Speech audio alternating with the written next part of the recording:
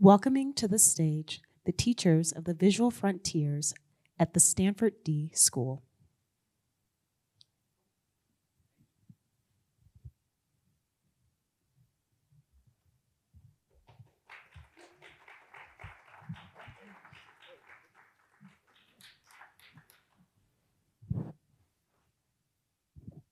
Thank you for having us. All right, so we've been debating what to talk about for 2 weeks, as many designers do. If you put 4 designers in a room, they're just going to iterate endlessly, and that's what we've been doing. So today will be a mash of a few different ideas. The first part will be about a class we all co-teach at Stanford. The second part will be sort of a forum for questions we have for each other. We found ourselves hanging out after class for quite a while and just having these debates over the last 3 or 4 years and finding ourselves going into totally new realms. Like, what does it look like? What do design tools look like in 5 years? What does Vision OS do to interaction? What happens to physical made things in printmaking? So I'll let everyone introduce themselves, but I'm Zio. I'm a designer and artist. You go next. Hey, so excited to be here, especially with this group. I love these guys. So my name's Saad. I teach a few courses in human-computer interaction and human values and design at Stanford. And I founded this design school and design studio that tailors design education for pretty much everybody around the world who doesn't have access to like a traditional university education. Hi, I am Patrick Fenton. I am a lecturer at Stanford. I teach some of the core classes and a couple of electives. I also have a design studio based in the Bay Area and New York City. I'm Ko. I'm a designer too. I'm on the teaching team with these guys for Visual Frontiers and on another visual class at Stanford, 2 of the foundational visual design classes. So one thing I'd love to do, since we all kind of talked about our occupations, is like, if everybody could just talk about who you are and like how you got into design, what your journey was like, and like how you are where you are now. I think that'd just be really interesting to share. I'll go first. Thank you, Saad. I think design is there's an anecdote. Like I was talking at I think a middle school, must have been this is not Stanford. This is pre. And I was like looking at the audience and I was like, how many of you used to draw or draw every day? And all the hands went up. It's just a communication tool. And I was like, but how many of you consider yourselves artists? And there was like 1 or 2 kids. So I think there's this deviation. So like, that's the same question I'd have for a ton of different designers, even outside of the D schools. Like, how many of you consider you solve functional problems, you build things, you do things every day in your life, but where's that line that distinguishes design from just daily practice of solving things or making stuff? So I do think we tend to open the Visual Frontiers class as it's not a lot of design majors. It's a blend at Stanford with the same question. Like, how many of you guys consider yourselves designers? And we get a few like timid hand raises. The goal that we have in the quarter is to show that they all have the capacity to make things. And they all have the capacity and the ingenuity and the problems that they want to solve. So what we'll try to do in today's talk, not to like sidetrack your question too hard, is we do that. The goal of today is going to be, how do we make you all like familiarize you with some basic tenets, give you the sense that like, oh, I am a designer, I am solving problems. And then like, let me take this one step further and professionalize it. So where did I get in design? I started making t-shirts in like 6th grade because I think I just couldn't, like, I think I wanted like a skateboard deck that wasn't out there or a t-shirt. And so I just started drawing these things. And then it ended up just filling a lot of holes in my life. Like if there was an issue, I would just solve it or make the thing. And that's how it sort of evolved, was just out of pure necessity. And the skills, if they're even there now, well, they came much later, right? The tools, the things to backfill these gaps. I tend to leap before I look. And then I try to figure out all the different attributes of how to actually mechanically do that correctly. So that's been the process. How about you, Patrick? I found design, it was a bit of a leap of faith through my high school counselor, actually. And back then, when I was in high school, 5 years ago or so, um, design wasn't as well known as it is today in the United States, at least. And what my counselor said was, and I liked all the subject areas without identifying, oh, I want to go into math or science or language arts or whatnot.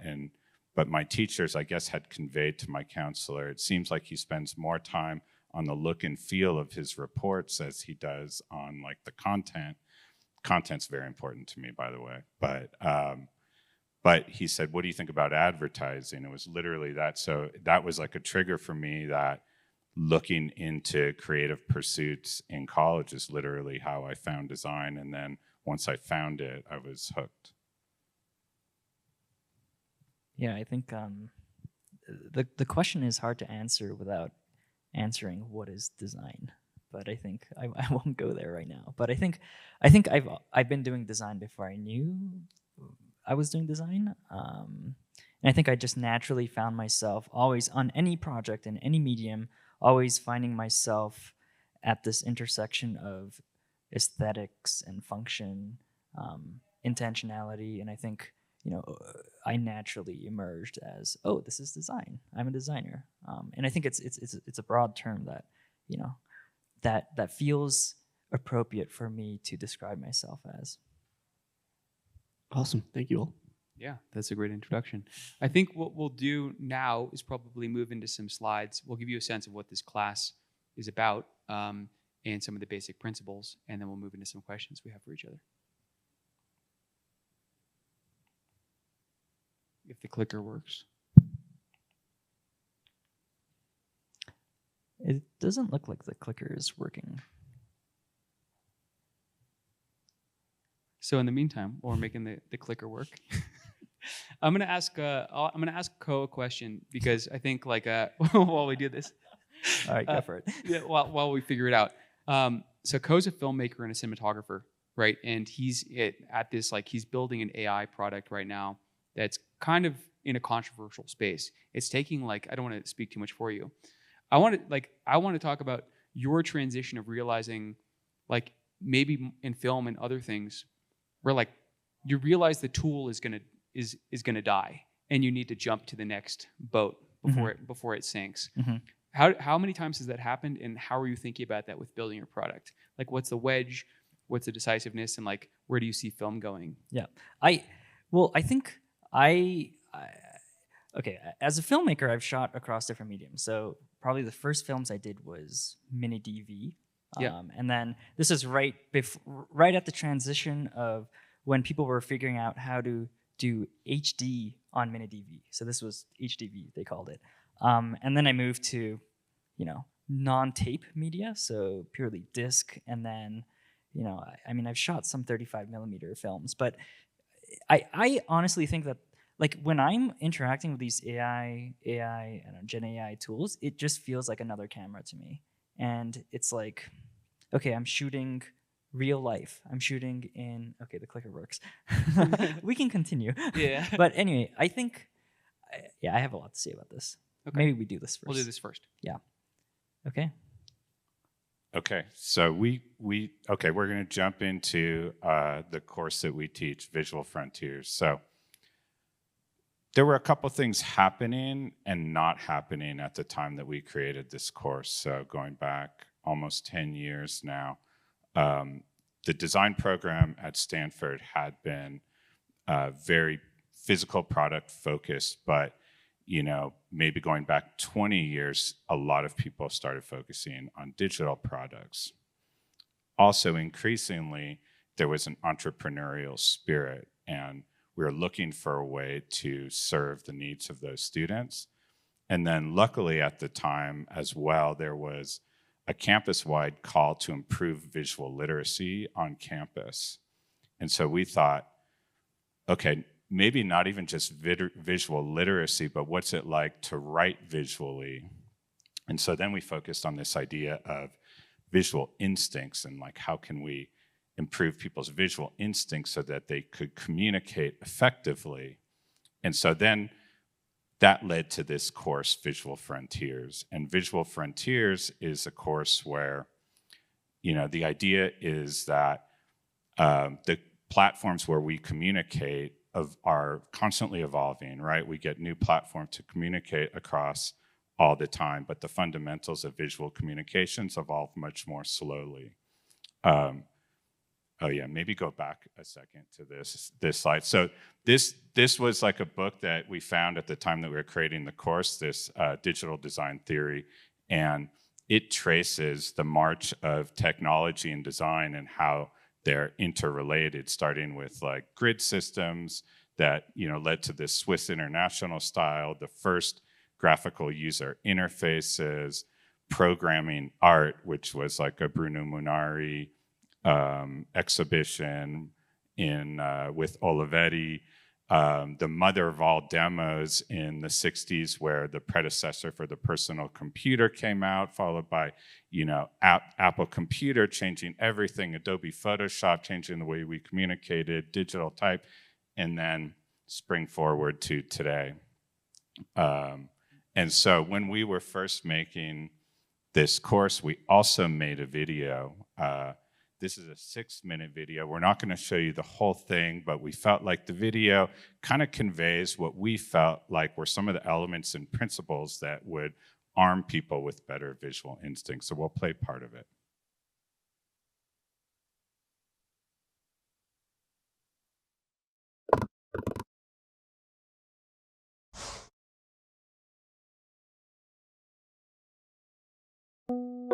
Imagine you're reading a math book, and it says this. A trapezoid is a type of quadrilateral. One type of trapezoid is an isosceles trapezoid. Another type of trapezoid is a parallelogram. If a trapezoid is both an isosceles trapezoid and a parallelogram, it is a rectangle. Another type of quadrilateral is a kite. If a shape is both a kite and a trapezoid, it is a rhombus. Every rhombus is also a parallelogram. A shape that is both a rhombus and a rectangle is a square. Got it? Probably not. Let's look at a picture instead.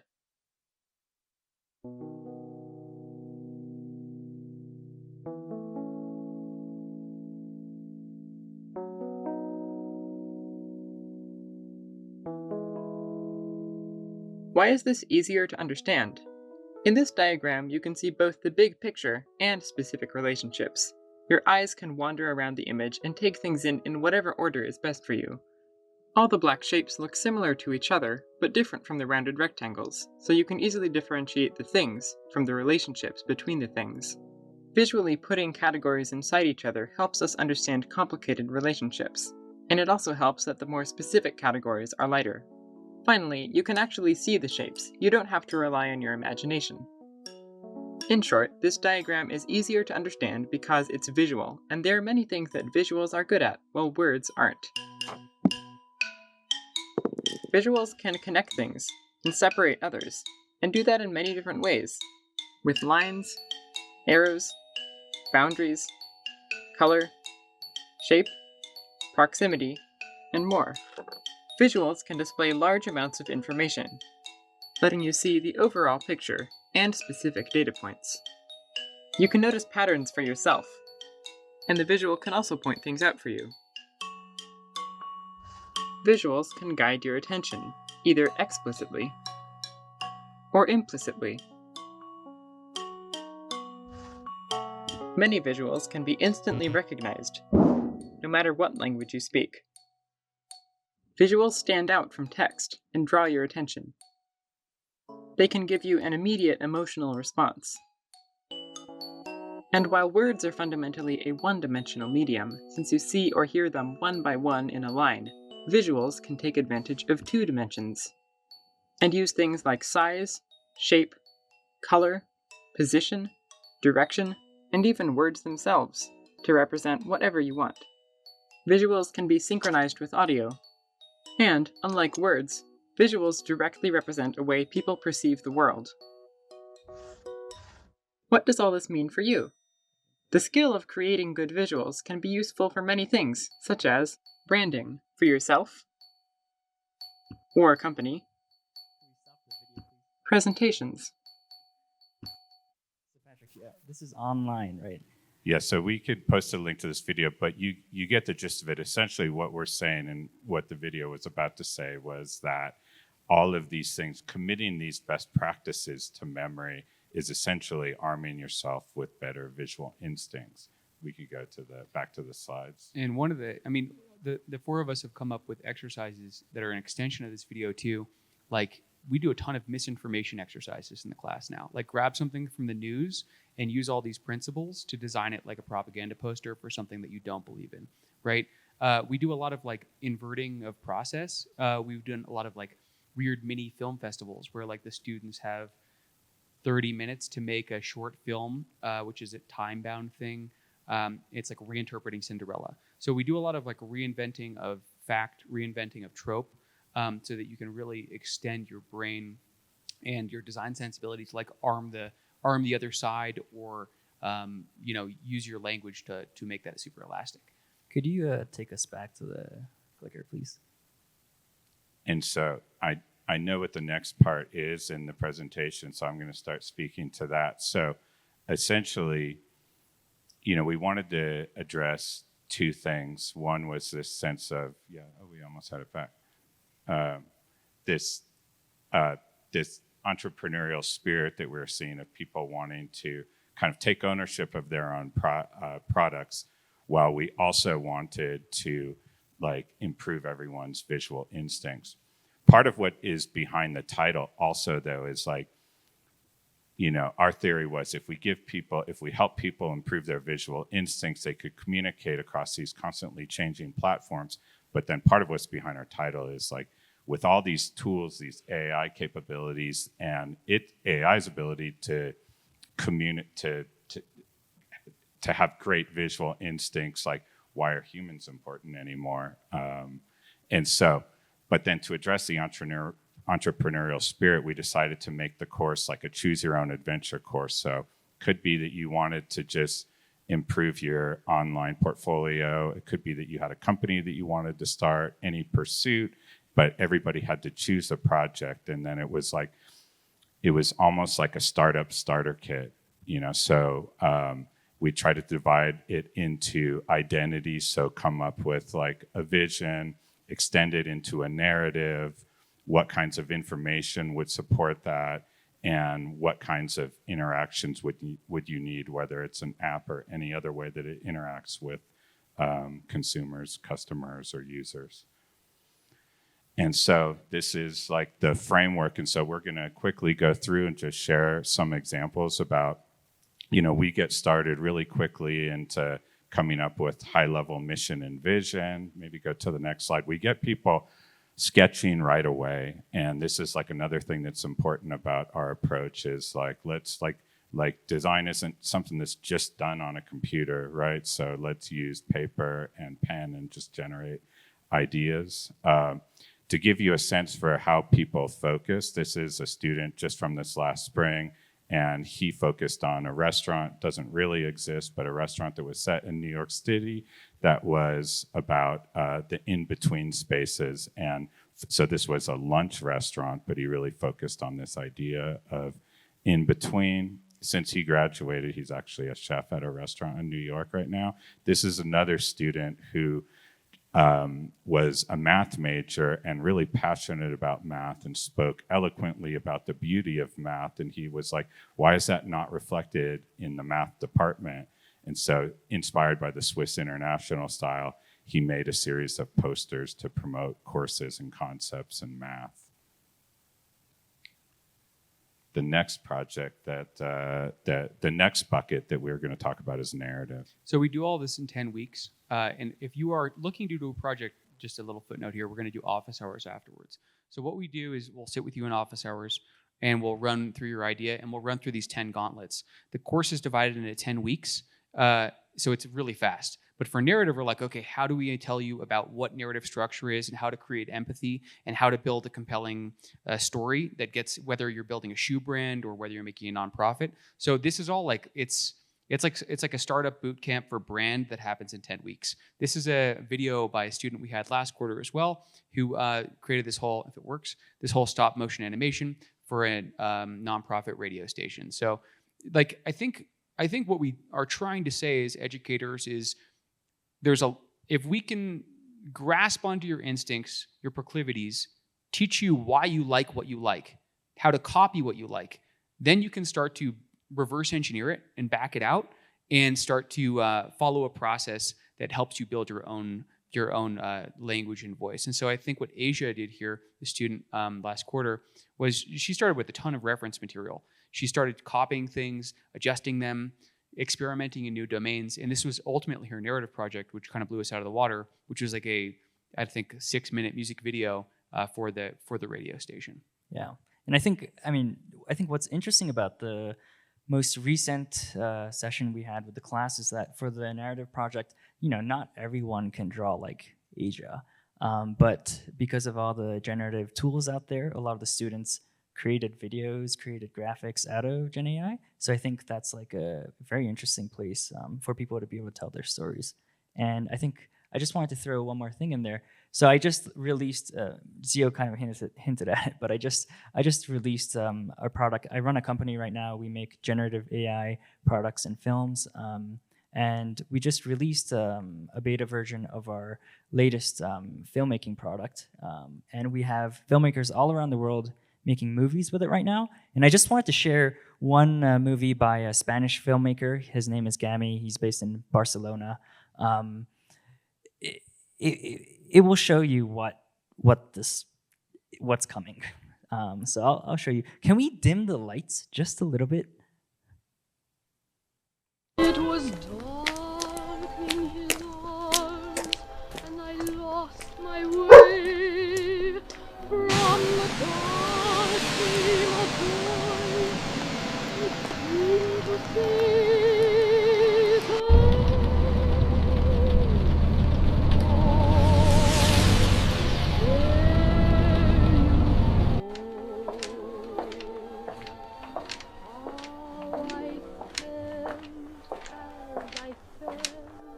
I just can't recall, but his arms held me fast, and it broke the fall. And I said to my heart, as it foolishly kept jumping all around.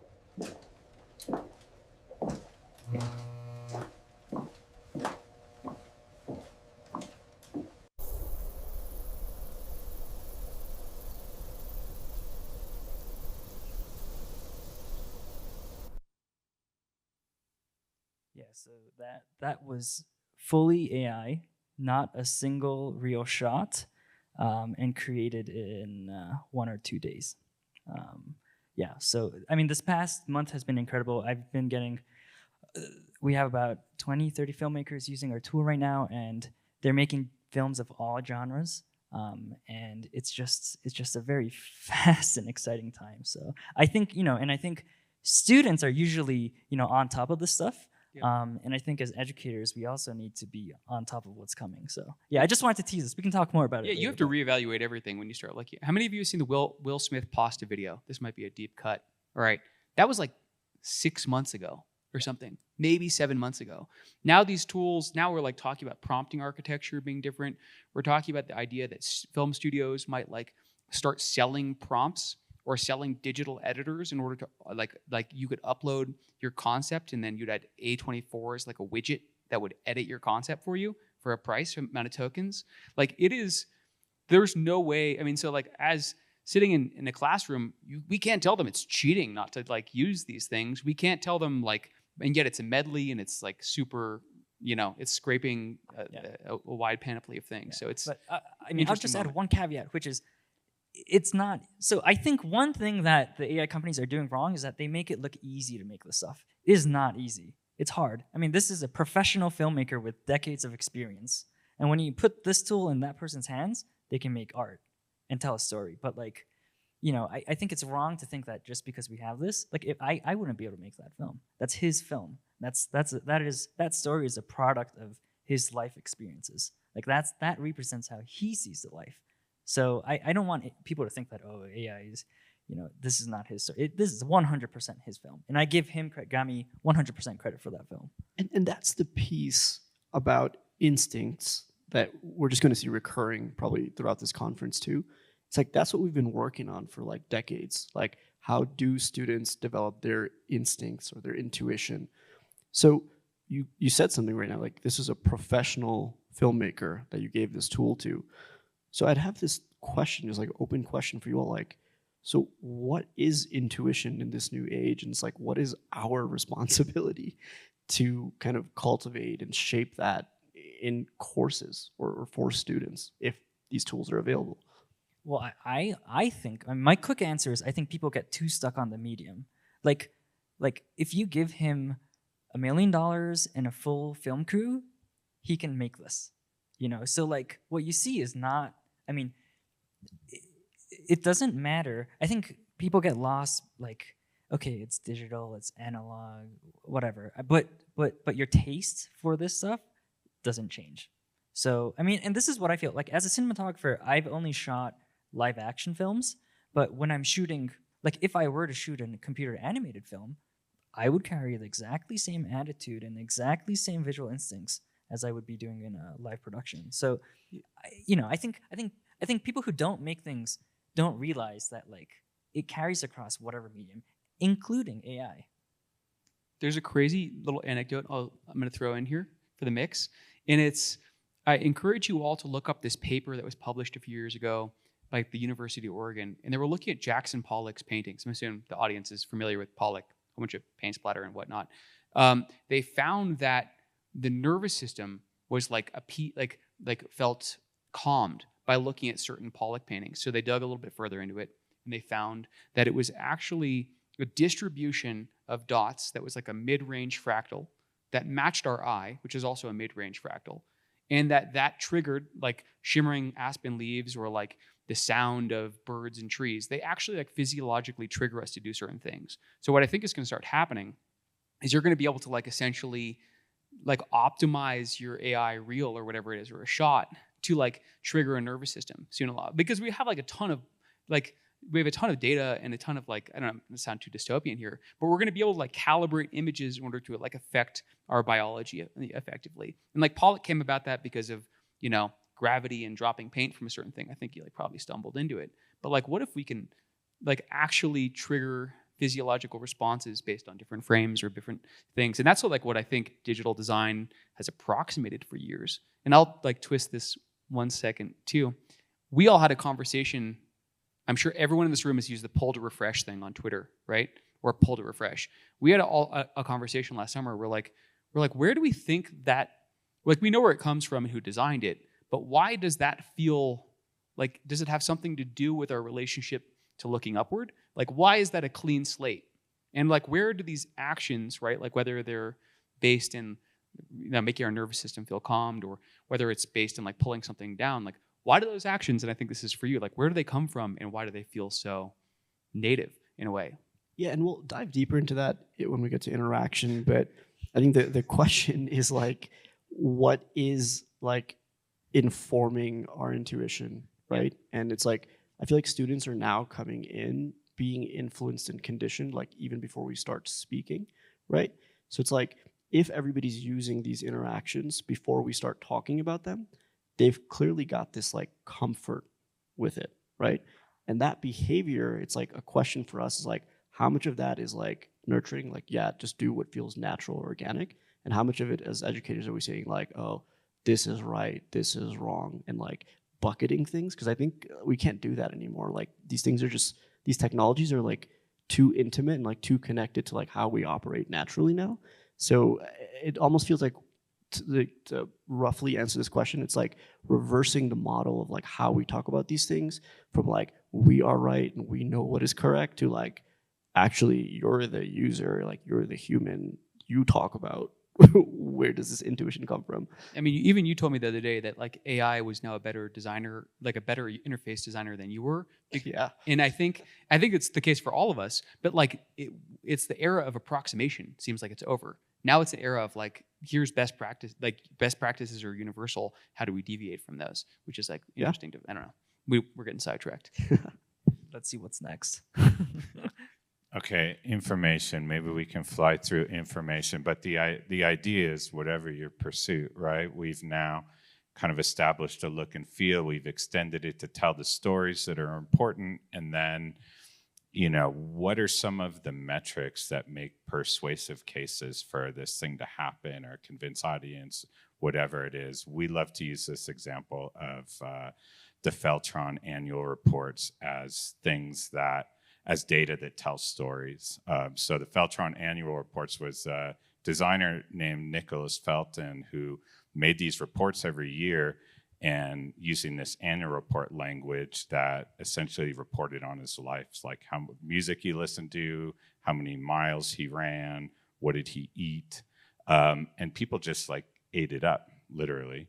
And it ended up that Facebook, this was some years ago, based their timeline off of his work, but it just made a big impact, and it continues to actually stimulate students and how they think about using data to tell stories. So we have a couple examples. You can see Cannon, who's a great designer. I think he was like a CS student who was like quite driven by that example to create a skill print of its own using data. And then you can also see how people tell data to tell other stories. The Seafarer was a game design that a student was working on and made maps that showed the location at different times of the day for the different characters in the game. It, of course, is its own field, and there, in fact, is a class at Stanford that Chris Accardo started about information.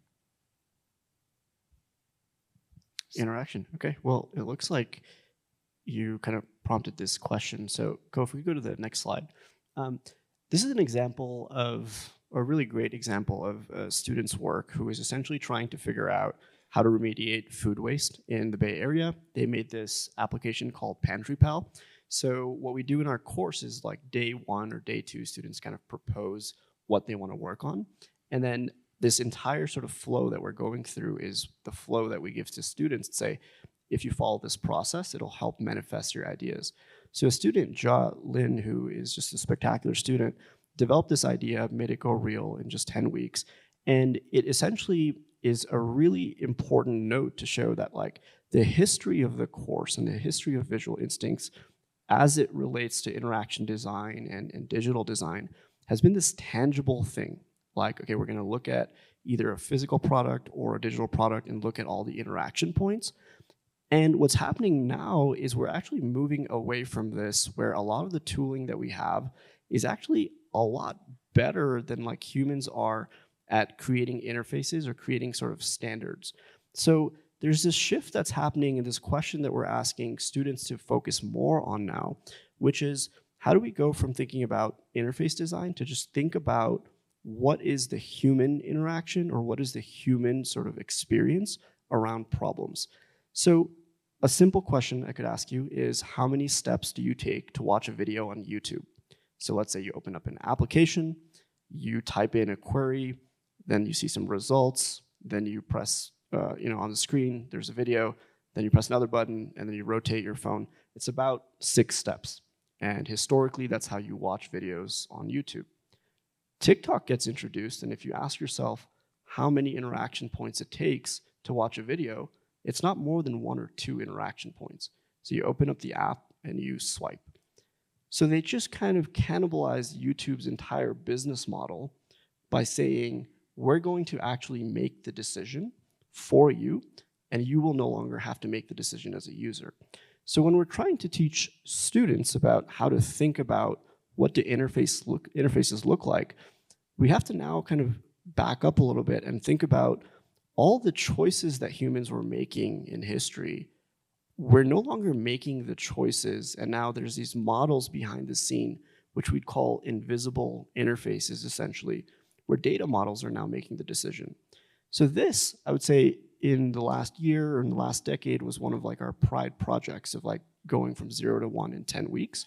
Now, where we're moving forward is thinking about how do we remove steps, but still maintain control in interaction design. And we'll dive a little bit deeper into this in a moment. But the idea is, I don't think anybody has a great question or a great answer to what happens here. And the reason is users are now losing control and companies are selling convenience. The same way if you've driven a Tesla and you no longer have to find your keys, you no longer have to make this decision when you're using interfaces. And really what's happening is the data models are making the decisions. So what does interaction design look like? And then what is the pedagogy or visual instinct around how do designers design these interfaces, knowing that users are no longer making these decisions? That's the big question that we'll kind of dive into in a moment. What she did, which is super cool too, is we encourage students to look at what data exists and what is native on the user's device. So she looked at all the receipts. This was like a food pantry product, right? So often the folks that like they're in full-time jobs, they can't get to the pantry. The good things are gone by the time they get there. Someone's gluten-free, someone doesn't like this, whatever. What she did to like on the front loading screen, which we thought was really cool, was look at all credit card receipts and say, oh, okay, these are the patterns of the items that these people want to do. Let me front load your cart with those things. Let me match that with food pantries that have those items. And let me go ahead and schedule a capacity to like pick this up after work or reserve things. And so all of a sudden, just by looking at all the information that the user already had in their phone, like Saad is saying, 10 decisions were already made. And that user didn't have to go through and enter in a tedious way, I'm gluten-free, I have this preference, I have that. I think this is going to be a trend further and further is like, as these devices get smarter, they're going to front load all these interactions. We're just going to have a smaller sample set of what we choose from. And we'll be sort of like, it also creates dangerous behaviors. But I think in this case, it was a wonderful one. And as devices get smarter, as devices disappear. Yeah, for sure. And like what happens to the idea, we don't want to get sidetracked. We'll get into a second. But we've been talking a lot about voice to prompt and like what happens at DoorDash?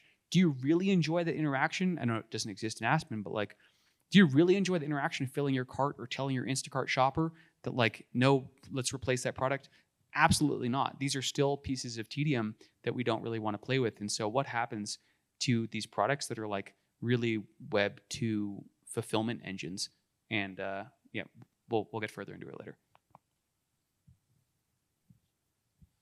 Design education. Okay, this is something that we're all really passionate about. So I'm just going to start off with, if we can go to the next slide. This is something that's been particularly interesting where we're based in Silicon Valley, at Stanford, at the D School, where we're constantly trying to figure out in all these topics that we're covering, what role does education play and how do you design education? So this kind of philosophical question of like, what is education and what is the purpose of education?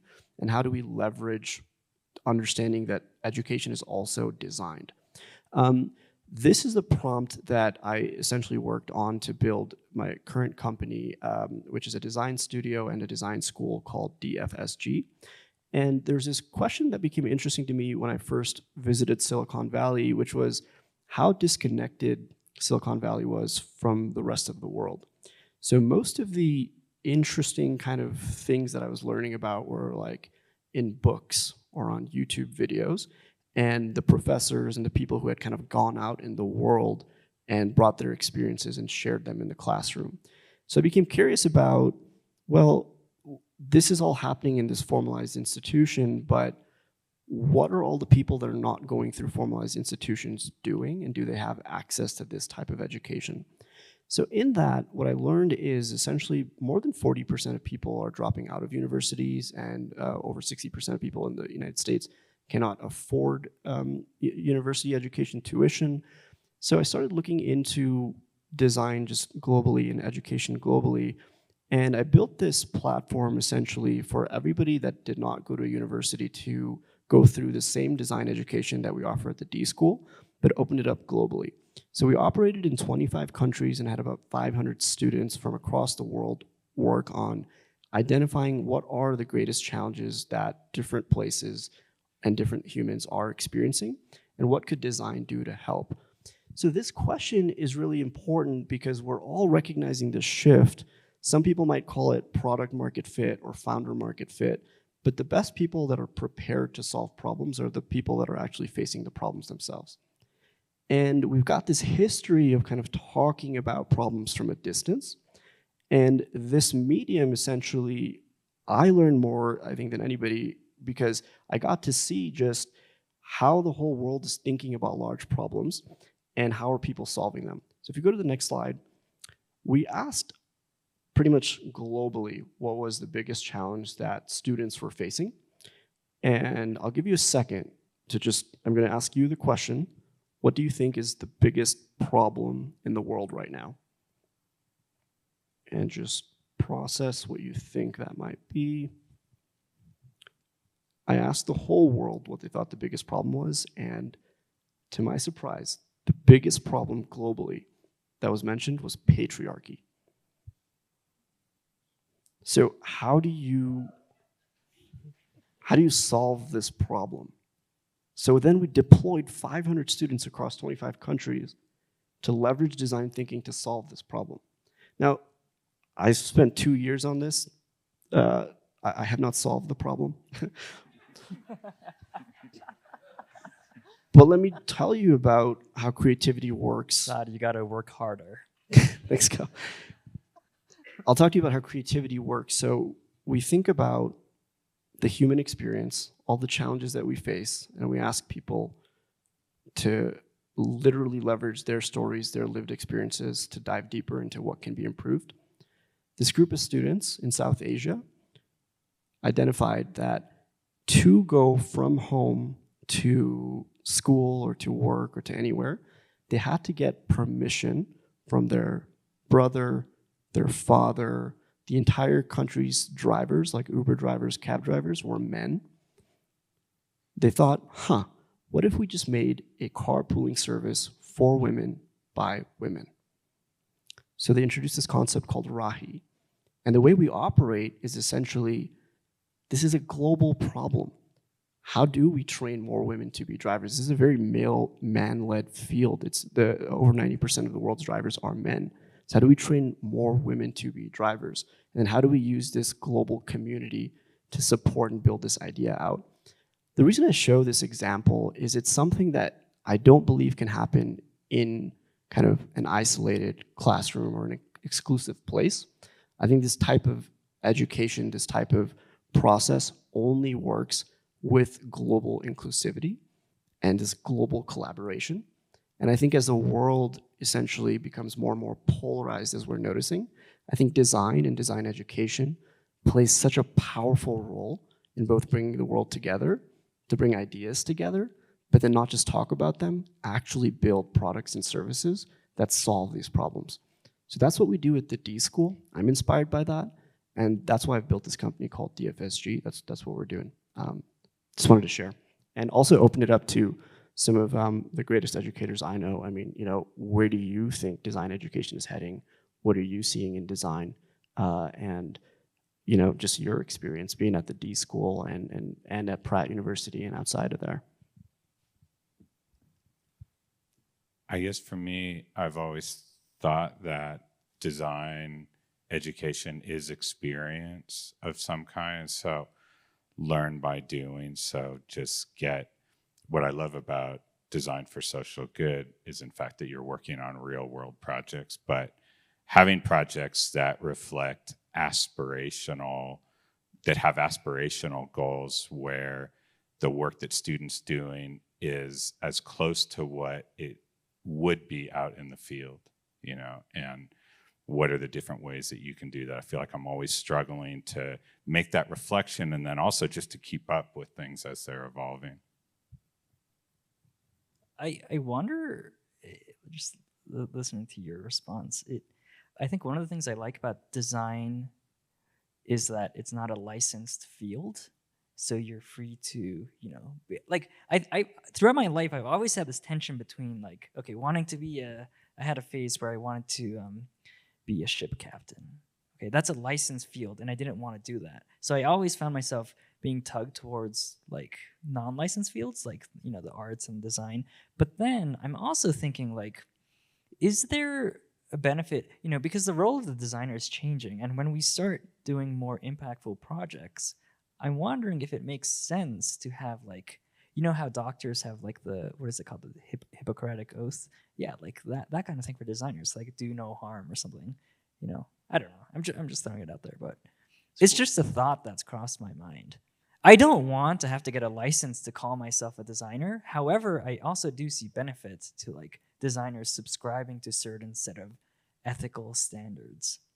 I think what we were talking about right before this is pretty cool too, where the product market fit is like traditional jargon that I think is going away. Like it's people solving real problems, and the barrier to solve those problems is just disappearing.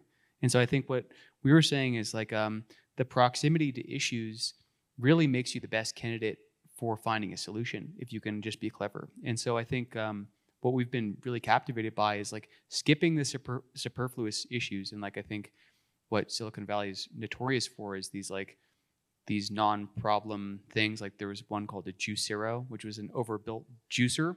I encourage you to Google it later, built by the best industrial designers in town. Someone on YouTube found that you could just squeeze the packet with the same thing and put it in your glass. So it's this really, I think that era is gone, which is awesome. And I think it's really about material issues like food pantries and safety in Pakistan, like with driving, like you said. And I think the people, if we can just, the tools are getting so good, the prompting is getting so good.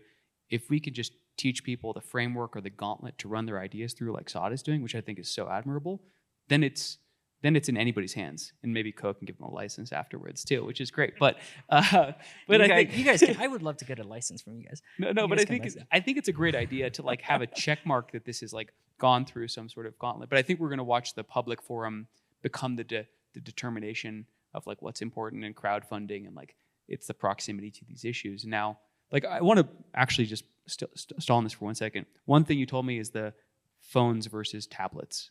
And I think this is a fascinating point that Saad brought up. This blew my mind. I mean, when we had about 500 students apply from all over the world to join our program, it was a free of cost program to all the students. In fact, some students we paid. So if they had this high opportunity cost, we had sponsors fund the program. So we paid them the same sort of salary they were earning as whatever their day job was to attend our program. We had all these Figma files and demos and presentations and all this stuff planned for our curriculum. And I get somebody calling me from Rwanda from their phone, and I'm like running them through this like Figma exercise. I'm like, hey, you gotta, like here's a frame, and this is where you make a component. And he's like, yeah, I just have a phone. So like, how do I do this on my phone? And I'm like, I also don't know how you do this on the phone. But then I start to realize this pattern, like there's people that are joining the call, and I'm like, hey, could you turn your video on? And they're like, oh, my laptop doesn't have a webcam. And I'm like, there's laptops that exist that don't have webcams? Point being, the world, what they need and what the world needs is like so far different than like what our lived experiences are. So like, one thing that I've remodeled in my whole way of thinking is like starting from like, what do you think design education should be? And posing that question to like the person in Rwanda, like if you have your phone, like what's the best way to make a design program for your phone if that's your best access point? And I really think we've got a lot of work to do, because I caught myself just assuming like everybody just had all the stuff that I have. And it's just like such a basic miss on my point, but also a huge opportunity for like a shift and a change.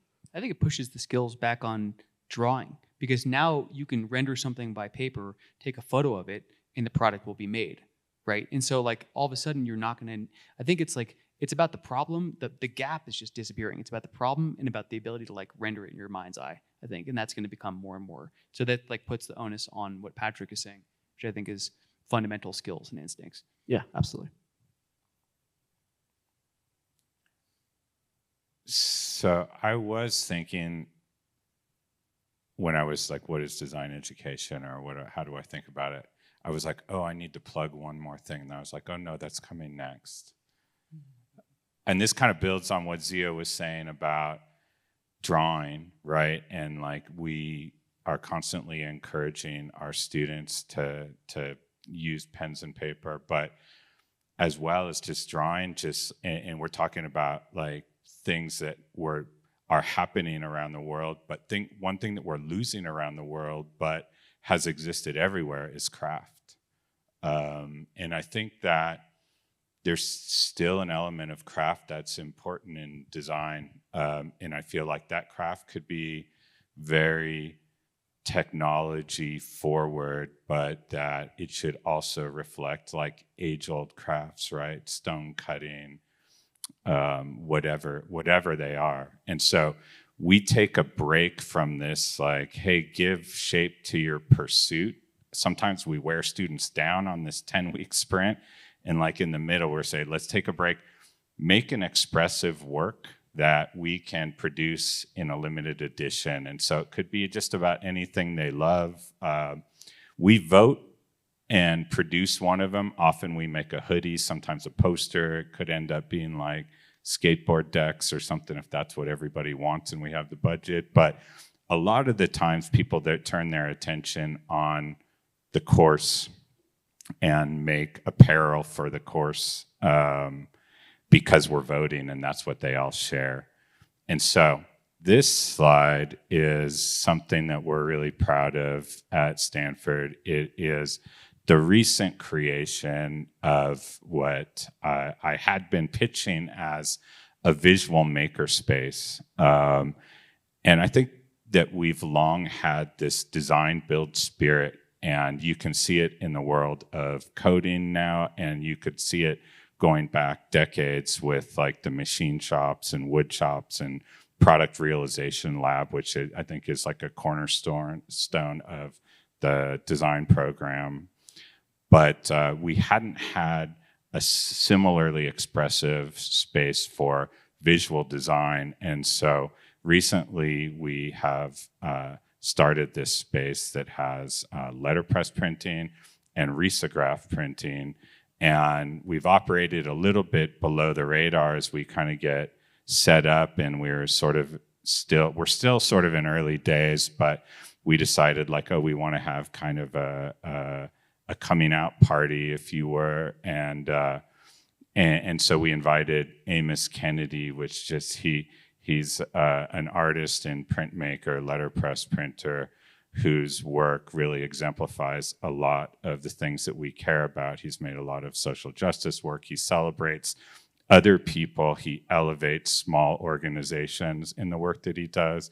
He prints improvisationally, and he's like extraordinarily expressive. And so we invited him to do a series of workshops, and it was just so great to see him igniting these fires in students. And so we made a print after he came, which I think is on the next slide, in his style, but after the fact, because he gave a talk, and this is one of the things that he said in his talk. And so we literally just finished this with a group of students, and we're going to send him a copy too. But he said, we are animals that need grouping in order to survive. It's one of the things that he said at the talk. And it stood out to me as we were planning to speak here, because it's like, why are visual instincts important anymore, right? When arguably we can have that work done for us, like with the touch of a button. And I think in part that's because we're humans and we're still going to want to make things. And one of the groupings that we identify with, and in part like is helping us survive, is that grouping of designers, you know? And so I just really like the way that this speaks to, our humanity and why visual instincts are important. Oh yeah, so this is like following up on that expression assignment. We have 4 leftover hoodies, small, medium, large, and extra large, that we will have at these office hours. And then we also produced this little risograph and letterpress poster as like a souvenir for this talk and for anybody who's here at the conference that we'll have at the gallery. Both after, we will go over there and we'll have these posters to hand out if anyone wants one, and then we'll do these office hours, 7 to 8. And the idea behind office hours is, this is what we love doing with students all the time, is talking through their ideas and then brainstorming with them, on how they could support those pursuits visually. There's an anecdote that we'll give you quickly too, which is some of the tent, or a few. a few nodes of advice. I think we deleted the slides, but there's a few nodes of advice that if you're trying to maintain a creative practice, this is what we also share in office hours if you can't make it. One would be use the wrong tool for the job, right? So if you're stuck in something and you're trying to design an interface on Figma or on your computer, like do it in Clay, and it'll change the notion of like what the actual components really are to you. If you're trying to do design a silk screen or something like that, or design a sculpture, do it with an inappropriate tool and an inappropriate medium, and it will start to stretch the boundaries of that. Two is problems, as we've seen with SOD, can be any size. There's nothing too small to be solved, and there's nothing too small it could be, building a new trash can lid because bears get into it, or whatever it might be, right? The creeks are running low. Like, how do we recycle water off your roof? Like, there's no problem that's too small to go with that acknowledgement. That's one thing that we've seen. And then I think a third really important takeaway here is to really lean into the things that hurt you every day, like the pain points, components. Like, find needs that you really understand personally, and then break those into components. Right? It's not about a problem can be intimidating. You can think about the creeks running low in Aspen right now. That can be really intimidating. But if you start to break it down into components, it becomes a lot more digestible. So we encourage students to solve one, and then you start to triangulate of how to really approach something. You just need a cornerstone.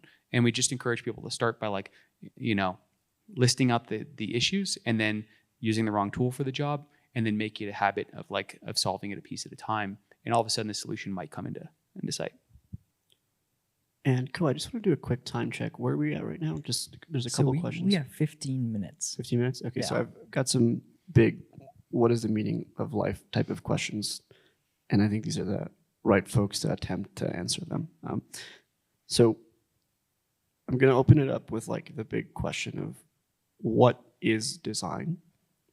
And how would you articulate what that is to you? How would you articulate that to the audience? This is one of those classic questions. I mean,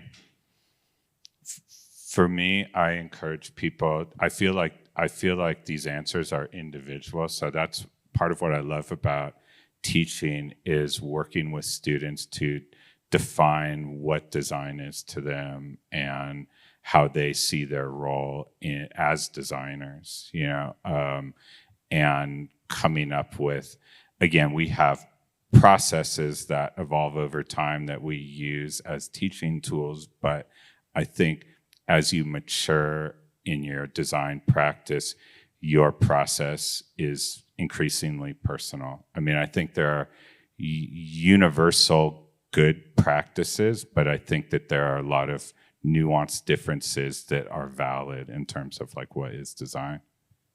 One thing we try to do a little bit of is break down the barriers between art and design. We can debate what those are endlessly, but I think what we realize is that expression is based on problems or pain or inspiration, and often now with the internet, you can find that a lot more people share that sub community, or that sub expression. And so I think they're actually much more common than they were. Design pre-internet was solving big problems and approximating. Now expression and design seem closer together. So I think that's kind of our job, is to open up these artistic references, open up the different, angles to approach design from, and let it become much more personal. One problem could really be, the problem of 100,000. There was just no audience there before. Cool. Yeah, I have a canned answer, and it's personal. But I think design is intentionality, and if you're intentional about anything, I think you can append design to it. You do Excel, but if you're intentional about your Excel files, you're an Excel designer. But I think my add-on to that, I'm not a professional Excel designer, by the way, but my add-on is that, for me, actually, design is the ability to deliver kindness at scale. So when I think about, interactions, or I'm spending an hour trying to figure out where the button should go, really what that is for me is, whatever,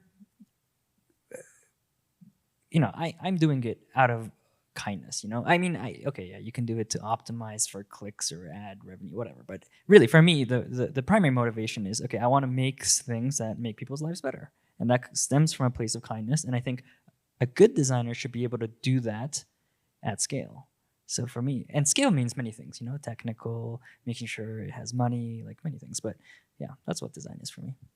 And the reason I think this question right now is important is we had this sort of conference about design education, and global leaders from like the biggest companies and the most glorious places came in, and we asked this question of how would you design, or how would you define this word? What is design? And across the board, 0 people agreed. Like it was, everybody just had their own definition. And it's something that I think the D School is constantly evolving and thinking about, like, how do we kind of make a definition here? And I think more and more we're learning that there just isn't one definition, that maybe we need to do even a better job of bringing in more people into the conversation to figure out, like, what does this mean for the whole world? And I think we're at this position right now where, and just a heads up, the next question is, like, what is the biggest skill or most important skill of, like, the designer moving forward? But the reason I asked this question, or this 2-tiered question about what is design and what is this next big skill, we're finding more than ever that students and just the world is ambiguous, and students face a lot of stress and anxiety on how to deal with the world. So there's this idea of, like, if we're training people to design and build new to the world ideas, you're going to be lost for a while. Meaning, if you don't know where you're going for a while, it means no one else has kind of gone that path, and that you're taking a path to develop a new to the world idea, and that's navigating ambiguity. So that skill, or becoming comfortable with this whole concept, I feel is becoming more and more important now more than ever, because how to do something, the hard skills are essentially easier than ever, but why we do them or how we navigate all the confusion and stress around what even needs to happen next is kind of like the big question for students. And I'm curious what you all think is that kind of skill for the future and where we're heading.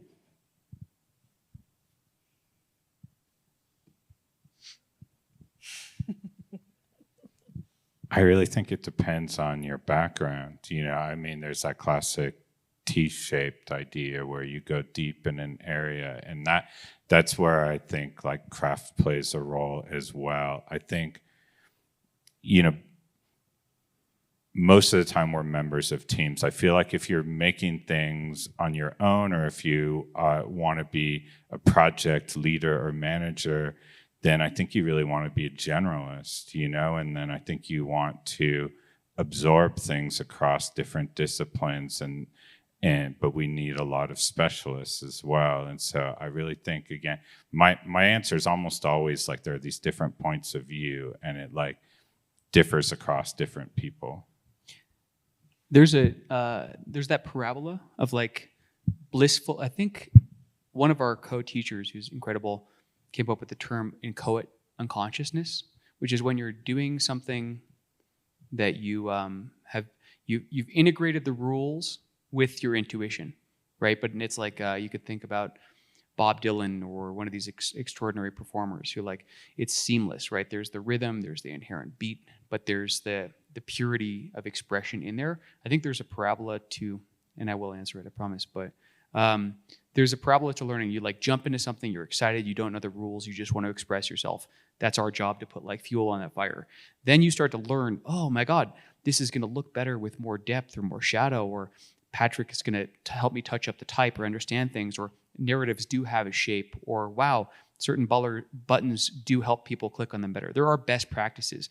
Our job is to help you get over that hurdle, and then you're going to feel very disillusioned. I think you're going to be like, oh, now you're just procedural. The work is formulaic. The soul has disappeared.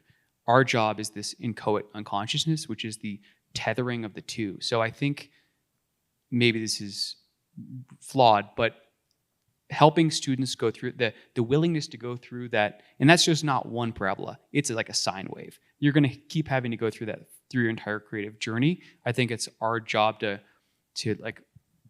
make them resilient enough and make the lessons fun enough or digestible enough to help them keep going through these sine waves as they integrate both form and function. And it sounds like, I mean, to round up what is design, it's like, it's a way of imagining the future and then figuring out what are the steps to help get you there. And I feel that visual instincts, visual frontiers, literally helps people manifest this in like a process and a flow that we've seen that takes students' ideas from 0 to 1 in less than 10 weeks. Yeah, I think so. I think it's we have a lot of fun teaching together because we all come from very different disciplines and we all share these things. But one thing I can say about the entire team is I think we're like, it's so tropey, but we're right there. Like, I think individuality and individual expression is more important than ever. They're not conforming to a standard anymore. We're just trying to like help them add structure and depth and basic and best practices to individual ideas. And I think that's where that's where it's fun. Like, we all have a different angle where we can help polish something up or help breathe life into it. And I think that's really that should go beyond just Stanford or school. Like, it should go into everyone's life. If you see individual expression that's odd or non-formulaic or doesn't have a home yet, it should really be, I think it's on everyone to encourage a little bit of, to push that person over that hurdle.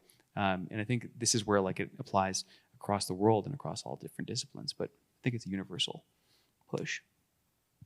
Something else occurred to me listening to Zia talk and just reflecting a little bit. And then I think this is just maybe indicative of our program or how I see things, but I feel like people don't practice. We don't have a curriculum that is design with a capital D, like a classic design foundation. But I think we have people that are willing to become subject matter experts about whatever is important to them. So I feel like that is important in our program, in our class, and it's one of the big asks that we have. And I think it's one of the big challenges that students face when they say, oh, this is my pursuit. I want to start this company. I care about doing this. I want to start this environmental program. And then it's like, it's on them to become experts, to supply the content, to become really familiar with the challenges. And so I would say in our world, in our ecosystem, that is like a really key differentiator. I actually have a question for you guys in terms of individuality. This is something I struggle when I look at students' work. And, especially a project like something around expression, for example. When a project or style is so individualized and so disconnected from my own style, it's very hard to evaluate. Like, it's just a completely different world of visual communication and visual instincts that, like, I feel like it's not right for me to, like, if it's, for example, I mean, I could do a clean look, but if someone is a maximalist designer, it's hard for me to understand how to give constructive feedback to that kind of individualism, So I'm just curious how you guys deal with that. We ask students to come to office hours.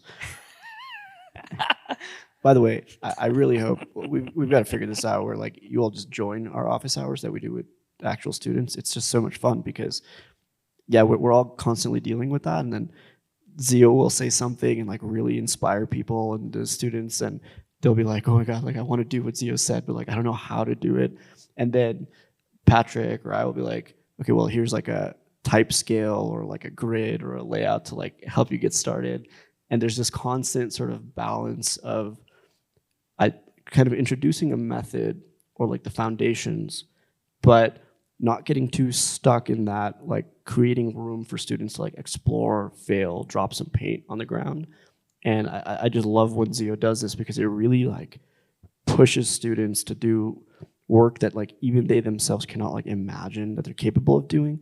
But you get this like world-changing designer to like have a conversation with you for 15 minutes and like find like interesting opportunities in what you're doing, and really not even focus on like you're doing this right or wrong, but just like fueling and accelerating them and just kind of pushing them to go further. And then we've got the kind of foundational ability to, say like, okay, well, this is a grid system, and like actually your text is not legible, or it is legible. But combining that sort of spectrum and the push and pull, I think makes the office hours like valuable for students. I think you guys all have great points. I think there's a thing that like I've been trying to write a book this summer. It's not easy. And I tried for 4 years to put my ideas down, and I would judge every sentence and then kind of give up. And finally I just sat down and was like, well, whatever, going for it. And the thing came out, for better or worse. But I think that's the same process with the students. Is like the more that we can, like if I don't understand student work, if we don't understand it, it still has to follow certain rules. Like if it's mysterious and meant to be misunderstood, that's fine. But you could think about it like even Homer had to do a bit of exposition, right? In terms of the Odyssey and how to get you set up in the story. There are things that can make your eccentric idea more understandable, even if it's further from you. And so I think about science fiction writers, right? Some of these concepts are so far out there, and the world is so different, and the physics is different, and everything's a world apart. But if you start on the character, we need to start with something we all understand, and then you can start building from there if you have empathy. And so I think that's the job of us as teachers, maybe, is to build these like platforms that crazy ideas can stand on, where anyone can approach it with empathy. And I think that if you read a book, I don't know, like from a totally different world, thinking like the 3-body problem or something wild for any science fiction nerds, or Asimov or anything like that, it's still grounded in character. And I think crazy ideas and crazy expression still needs a Greek course or an expositional moment or something to get us in, where it should still follow some principle. And then you can slowly remove those stepping stones, and your audience will go, take risks and go further and further. But it's a journey. I will say this one thing. I know I'm rambling. A mentor of ours, and I think another D school guy, this guy named Barry Spiegels, who's like taught architecture, is an incredible mind, told us this one idea once with these temples, I'm going to forget the name of the temple, of course, right now, but the famous temples throughout history, it was the entryway to the temple that primed you for the experience inside. It was the journey. It was like the path to it that primed you for what was there. And I think in good design work, sometimes it's the preparation, it's like the mise en scène in a film, or it's everything that primes you to get ready for an experience that is different than yours. That's what I think is cool. So Barry brought that. I think there was the temple. I'm gonna totally forget, but wild ideas and curving paths that take you there. But by the time you've arrived at the front doors, you're ready for the experience. And that's why visual instincts are important.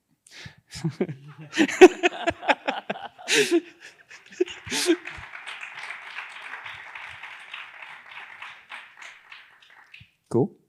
So see you all at office hours? Yeah. Or if you have questions, you could. Yeah. So 60 years ago, Marshall McLuhan said the medium is the message. What's the message today?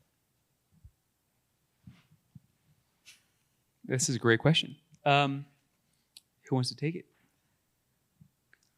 I feel like it's some kind of shared understanding that's more global now. It's like the message is something that we can agree on. Like if I had to think that off the top of my head, so like I feel like the message is underway. Like I don't know what it is exactly, but increasingly it's like some form of shared understanding. I'll answer it peripherally too. Like I've been watching these YouTube channels grow to like larger prominence than the networks themselves. Watching SoundCloud artists grow, like it's like this the kingmakers, for lack of a better word, like the establishment seems to be like on the way out. And I think it's about how, I think the message is how to create is empathy with your audience these days, right? And it's building stories that are like personalized or niche, or like understanding the subtext. Like great literature, I might not be in that world, but I truly feel drawn to that person. I think it's the message is finding new triggers and access points for that are disintermediated by the big institutions and stuff like that. Ko was saying something the other day that he thinks most content we should be making should be made for AIs. We should be making material that appeals to synthetic beings. So maybe that's a weird thing, is like the message, maybe the message that, I don't know, bots feel or think and gets into consciousness and stuff like that. But I'll hand it off to you. Like, what's the message for? I think our time is up. Yeah, the lights are going. So see you all Thank you. soon. That was a great question. Well, let's Thanks. spend more time on it. Thank you.